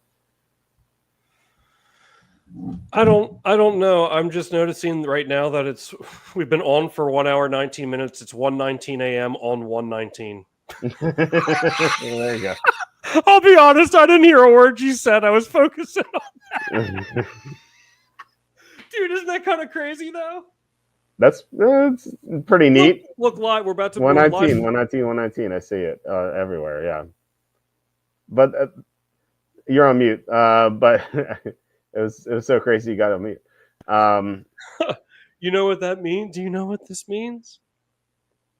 Play 119 for the lottery. I don't know. Yeah, I don't know. Something lucky's going to happen to us. Something lucky's going to happen for that's pretty wild, don't you think? I guess it's not that wild. Do you think No, it's it is. Do you think it's lucky, or do you think? I always like wonder that, like, if you like, people say they like, oh, they see signs, like I saw a sign from God or something like that. What if it's a sign from like something much more malicious, like a sign from like Satan or something? Yeah, Like, it's like bringing you like evil vibes or something, and you're just yeah. like, oh, this is good. Yeah, yeah. You just assume it's inherently good. It's like a puppy. It's inherently good. It can do no wrong. These things. Back in saying sort of split magic, but that would happen anytime you went live exactly at midnight. Well, the date. Yeah, I mean, but the it's date also the also. date also Yeah. Bagley. Just let me have my day in the sun, man. I don't, they only let me out of my cage once a week to do the show. So This is true. This is what were you saying anyway? I'm sorry. But we don't start at exactly 12, so Yeah, I I that's thought it rare was that we neat. did. That's rare that we did tonight. Yeah, I think it's Um, the date that got it to. Anyhow. yeah.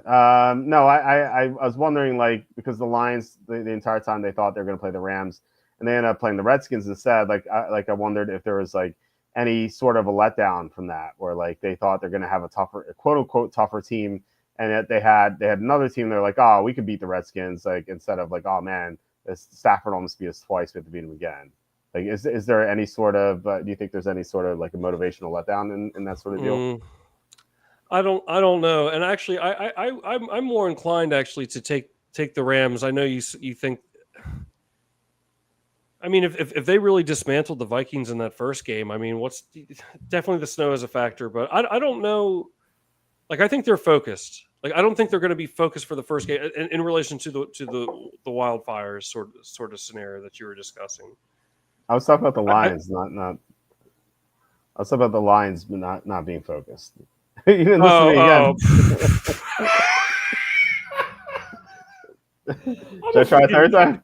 I'm a freaking dumbass. You're asking me if you think if the Lions weren't focused for this game.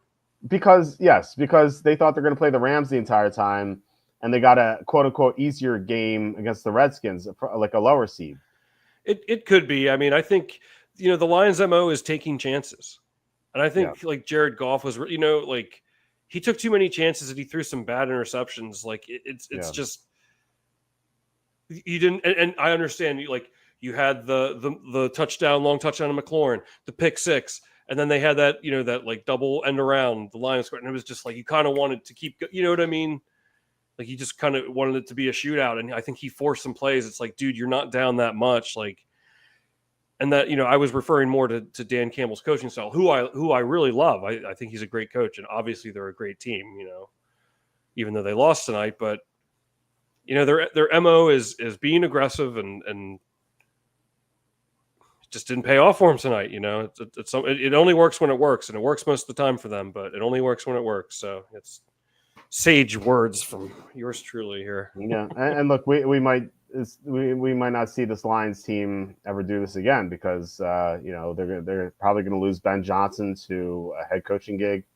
Although I'm sure they'll have better injury luck next year. You never know, but maybe there's the trade off. Like they'll have a worse offensive coordinator, but they'll have their defensive players on the field, which like they couldn't stop anything the Redskins are doing, and they almost recovered that onside kick too. That would have been would have been a game changer too, because that ball dribbled down the field like a long way. Like it wasn't like they would have had the ball in their territory. Like I think they would have had the ball. Yeah, they would have the ball in like the Washington 40, and like that would have been a very short field for them. But Zach Ertz, I think, was the guy who covered the ball. Like, it was. So, dude, imagine Ertz beats the Vikings. Imagine Ertz beats the Eagles and then wins the Super Bowl. Not the first time a former Philadelphia player will come back and slay the former Philly team. So, Oh, hold on. so, I feel like there's an obvious wait. Well, not in the playoffs. You mean? yeah, I remember something. Deshaun Jackson got traded there, and they beat him a couple times, didn't they? Yeah, Washington beat the Eagles a couple times. yeah. I think Rod Brindamore, if we're talking about hockey, I think he came back and beat the Flyers as well. Okay. Yeah, down 10. Not sure I'm having Jameson Williams throwing to a running back downfield.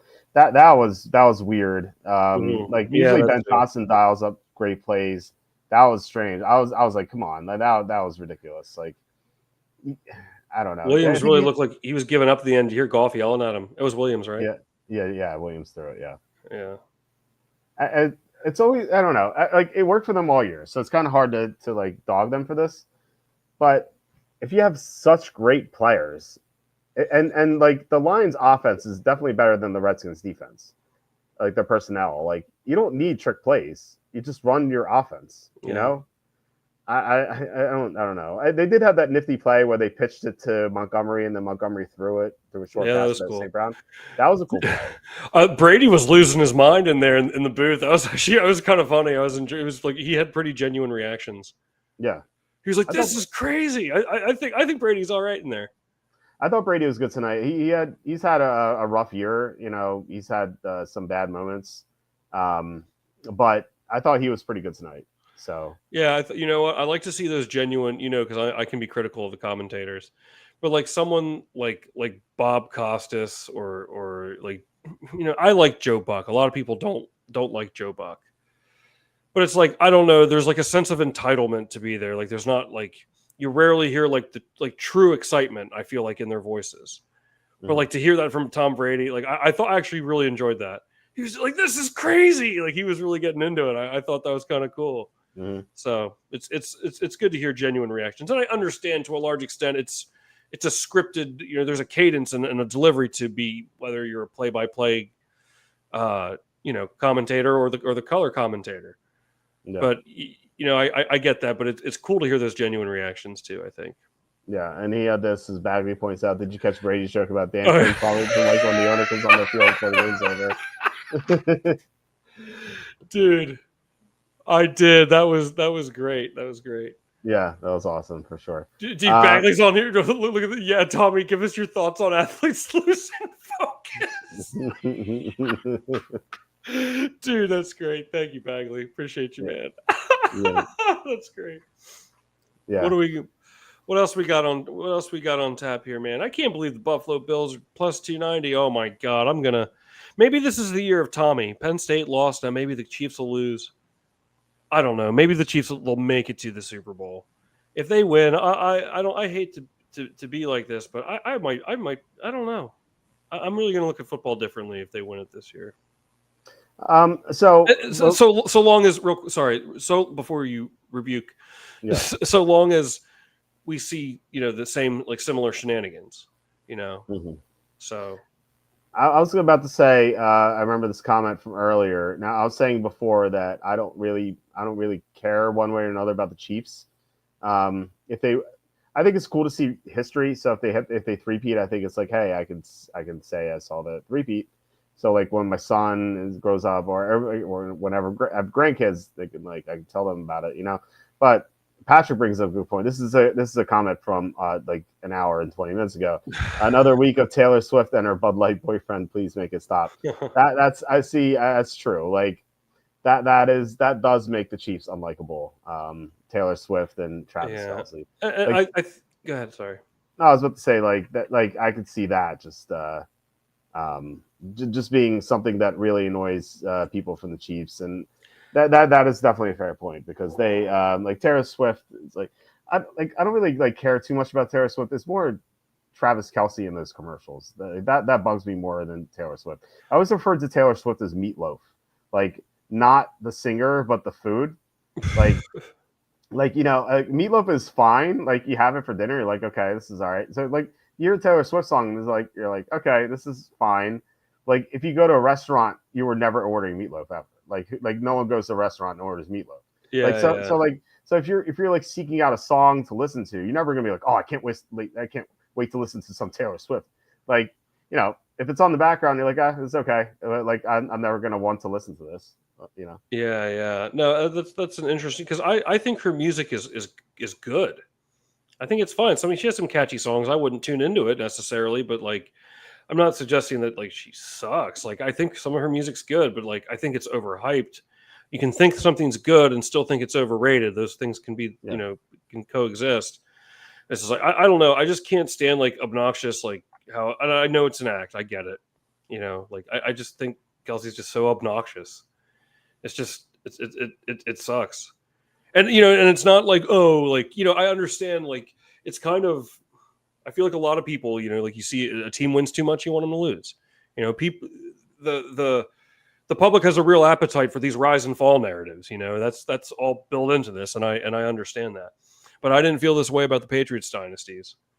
I didn't feel this way about the Golden State Warriors. Yeah, this is different. Okay. This is different. I certainly didn't feel, well, I certainly didn't feel that way at the Bulls, like those Bulls dynasties, though.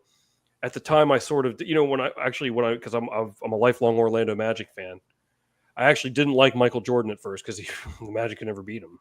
Mm-hmm. But I knew like I was witnessing the greatest, and it was so much fun to watch. Like, this just feels different. This feels, what this feels like? This is like if you went to Italy and you ordered pizza and they gave you Papa John's. That's what this is, dude. That's what this Chiefs team is. It's like, yeah, like it'll get the job done. It'll satisfy your hunger. It's all right, but it's not what you paid for, man. It ain't what you paid for. And there's, it's obvious, and it's like I think they push these. It's like it's so obvious. Even the commentators are saying things. It's been happening all year long with these calls, and it stemmed from beyond this season. It's just annoying the way that it's happened. I guess for me it's different, so it's not necessarily sour grapes, and it's certainly not because my team's out. Like, yeah, like I like the Packers, I'm a lifelong Packers fan, but like I don't get like too emotionally with like in it. Yeah, if they win, like that's awesome. Like when they beat the Cowboys last year in the playoffs, yeah, I was happy, but like, okay, they lost, like whatever, I don't really care.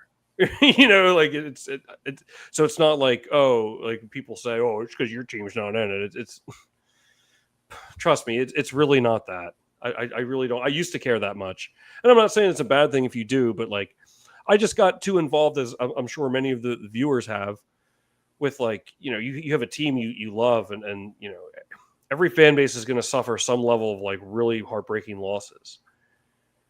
And like that sticks with you. It's more than a game. Like, your heart's in it. It's your childhood. You've been watching this team for 30 years or however many years. And it's just it becomes like nostalgic, like for you and part of you. And then it's like an extension of you. It hurts. And like you carry those losses with you. And the one that comes to mind the most, it was the last time I really had what I call a bout of sports depression, is when Packers blew that NFC Championship game in the 14-15 season against the Seahawks. That hurt so bad, I vowed I would never get so emotionally involved again, and I haven't. I won't. I beg to differ. I think the last time you had sports depression was the Battle of the Horses.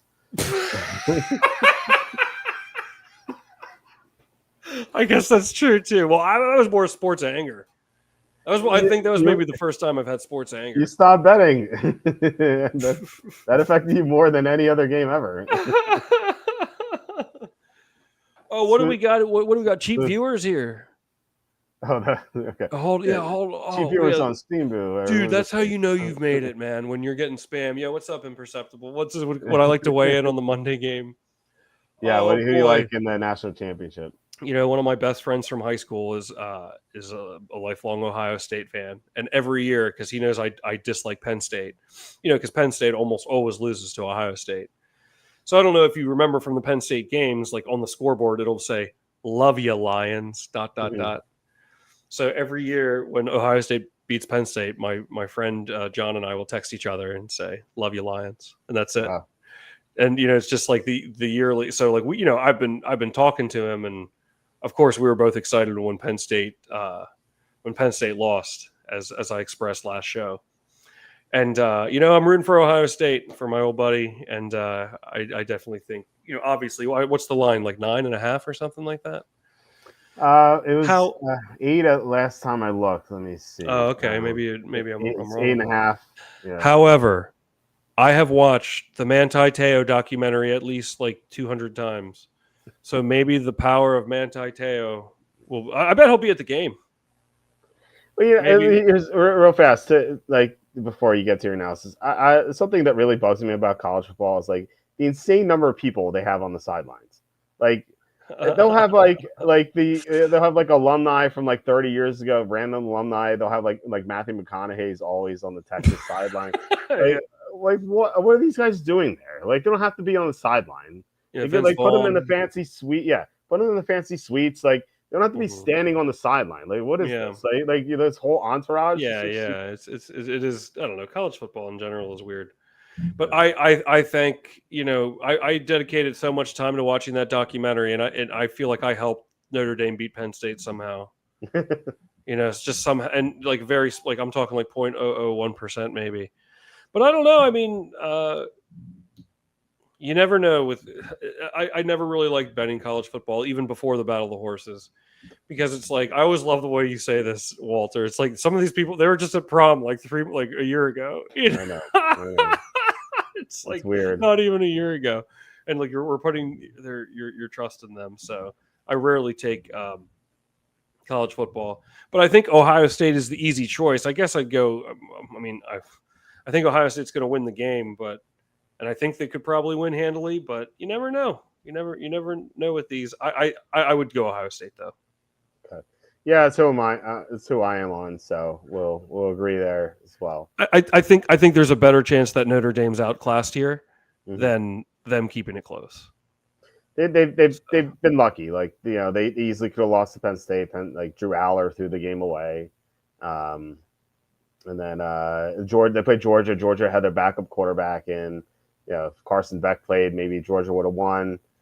Feels like Ohio State's their road is more legitimate. Like they destroyed Oregon. I thought Ohio State Yeah. Oregon was going to be the national champion. Like whoever won that game was going to go all the way, and like they made that game a complete joke. Mhm. Like it was such a joke that like I think the line was like Ohio State minus 2.5 or 1.5, and then it was 7.5 like right away after they scored the touchdown because it was like apparent that they're the better team. I was at my parents' house, and my dad was watching with me, and he's like he's like place a bet for me on Ohio State. I'm like, oh, this line's 7.5. It used to be, it was like 2.5 before, now 7.5. He's like, I don't care, place it. And so he just bet like the bad line, and then he ended up winning anyway. Yeah, yeah. Um, Well, they won by what, 20 or yeah, something like 26? that. Yeah, something like 26 that. or It was a blowout like easily. Um, I just remember I was looking, I didn't touch it because of, my hiatus. But I remember seeing Oregon live line plus 27.5. And I remember thinking like, I would maybe take that. And I remember 27.5 covering, but I don't remember how many they lost by. I feel like it might've been close. it was I saw a live line in like the 30s at some point. Oh, It was wow. pretty brutal. The final score of that game was 41-21. So yeah, it was So it was 20. Okay. yeah. So well, yeah, they did get the cover there. On the live line. Yeah. Yeah. Dude, I Um, wonder what those cheap viewers on Streamboo are. I'm like, I wonder how expensive they are. cheap viewers, I don't know. I Yeah, mean, that's how you know you. I love when people spam my stream. That's how you yeah, made it in life, man. I For know. sure. That's how you know. How do you Uh, think that? Like, how do you think those people find you? They're like, oh, like there's just like a dude like doing a show. Like, let's just like throw this on there. Like, how many returns? Like, I feel like you bring that comment up, the imperceptible instruction. Like, I feel like how many of those? I feel like the number of people that actually like click on them, be like, oh, like let's check this out, is the same number of people that like engage with the telemarketers calling about your auto warranty. mhm. Like, it can't be many. It can't be many. I mean, like, what's the? I mean, I guess what is this even? Yeah, it's I don't know. It's just bots, like as Battery's pointing out. Okay, yeah. I They're not wonder real who. people. Like, how many? Like, out of 100 people, how many people do you think click on that intentionally? Well, look, it's a low number, but if it didn't work, then they wouldn't have these things. Like I don't know if you saw the story about the woman. She was like in her 50s, and she got conned by someone pretending to be Brad Pitt. Did you see the story? I think it was I Brad Pitt. think I heard of it, but I want to hear more because it sounds up my alley. I love weird human psyche stories. Well, it was someone, this woman, I think she was in her 50s. She got emails from someone pretending to be Brad Pitt, and like it was Brad Pitt in the hospital. I guess it was like his AI generated images of him in a hospital. And he kept saying, he's like, I need money. Like, please send me money. I don't have any money. Like, I need to pay for these hospital bills. And the woman sent all her money to like Brad Pitt, and she was married too. It's not like she was single. And so, yeah, it's a crazy story that happened. So, Walt, you've been my friend for over 20 years. I would, in a complete hypothetical, I would probably, that's a long run. I think I'd like, as far as loaning money, I'd give you the max amount, $500. nice. Yeah, I mean, you should feel special because most people I wouldn't give them 20. It's got a high Quacky credit score. Yeah, you do. You have the high. Well, no, because I know you would, in a hypothetical, you would pay me back. But like most people, don't pay me back. I'm certain, like if I'm going to give you $850,000, that was the total. I mean, I wouldn't give you, my friend of 20 plus years, $500, like more than $500, and you're sending some stranger $850,000. Like, is that? Crazy. I mean, I have to read into the story a little more because I am intrigued. Because I love these sorts of stories, but it's just like, yeah. Hey, and I feel like, okay, like I can understand, like to some extent, how like you might kind of like fall into a trance of sorts and really believe, and like maybe you don't have anything else going on in your, like, for a little bit. $850,000. Yeah. I mean, what is happening here? I mean, I'm not trying to like victim blame here, but it just seems outrageous to me. Yeah, it's crazy. Maybe I should get into this business. No. It depends. I mean, if you're like a multi-millionaire, like if you have like $50 million, and like that doesn't seem like a lot of money, then okay, yeah. But even still, like that's dumb. But like, yeah, at least like that makes sense, Because like most people don't have $850,000. Like most people don't even have a tenth of that. Like just like lying around there. Her husband should file for divorce. Yeah, I mean that definitely. I mean, golly, man. It's crazy. Yeah, I wouldn't give my friend of 20 plus years $500, and people are out there giving $850. I mean, I guess they say true love is blind, Walter. Brad Pitt comes calling. You gotta spend the money. You know what's funny is I had a friend of mine recently tell me the story that his girlfriend, her mom like fell for like a little scam. I guess like it was like, hey, like it's me, like whatever her name is, his girlfriend's name is. Like I lost my phone, like my car broke down. Like, could you send me like $200? And like, I can understand how like you might be like, oh, like my child like needs help, and you might think like 200, like that seems reasonable. And like in the moment, you might, like, I could see how somebody like could kind of fall for that. And so anyhow, my buddy Nick is telling me the same thing. Like, this is great. He told me like we would go to like websites like when the internet was in its infancy in the 90s. And it's like, you're the 1 millionth viewer, and there's like balloons, and he was like, no way, I won. Oh my God. Like, you didn't know any better because you've never experienced the information superhighway before. I know. So it's like you won. You're like, oh my God. I mean, just like the same the first person that got the Nigerian prince email, like someone definitely fell for it. And I mean, it's like, I remember my first Nigerian prince email. I'm like, whoa, like this is crazy. And I was like, wait a second, this doesn't make any sense. For like 5 minutes, I was like, wait a second, I might be rich here. It didn't take very long. It's so weird how that works. You know what? One of those things. This makes me feel really. I've never heard of a case of this happening, but I guarantee you it has. There's no way it hasn't. You ever get like that junk mail in like junk snail mail, and it's from like a local car dealership, and you open it up and it's like a fake check, but it looks like a check, and it's and it says like $30,000 or $50,000. It's like you've been pre-approved for, and like it kind of looks like a check. Yeah. If you're not. I mean, never have I really thought that they sent me a check for $30,000, but like, that like it's a non-zero number. Someone has taken that to the bank and tried to deposit it. I'm sure. I mean, definitely they wouldn't have done it. Hey, I have, Mike says Quacky, even though I might give you 20, Mike. Yeah. Yeah. It's a ladder. It's not 100 a year. There's not, it's on a, on a rolling basis here. It's I run a tight ship with the credit score. I give you 20, Mike. Yeah. Appreciate you joining. Yeah. But I was about to say my daughter is awake, so I don't. okay. I mean, I keep hoping like it's been like 10 minutes now. Like I sometimes she falls back asleep, but I don't know. I mean, maybe she caught whatever my son has, but like she was crying, but like then she stopped now, so I don't know what to do. So Well, if you want to wrap it up, I mean, I can't believe we're going. we're almost at 2 hours now anyway, so we should probably Yeah, wrap I it up, can't believe just we in did case two games. We did an hour and 45 minutes. I actually thought that we might go like an hour tonight, which I'm glad. I like going 2 hours, but it's yeah. I mean, look, we never have any shortage. No, we've had very long conversations with no games to talk about. So That's true. We're gonna have to get back into the swing of that too. I kind of forget what that's like, but you got to start watching Game of Thrones again. So yeah, that's right. All right, but yeah, she's sitting up, so I'll have to go. All right, guys, All right. please hit like, subscribe, comment below, share this video, visit the link in the description of the merch store. Good luck to all you guys betting tomorrow.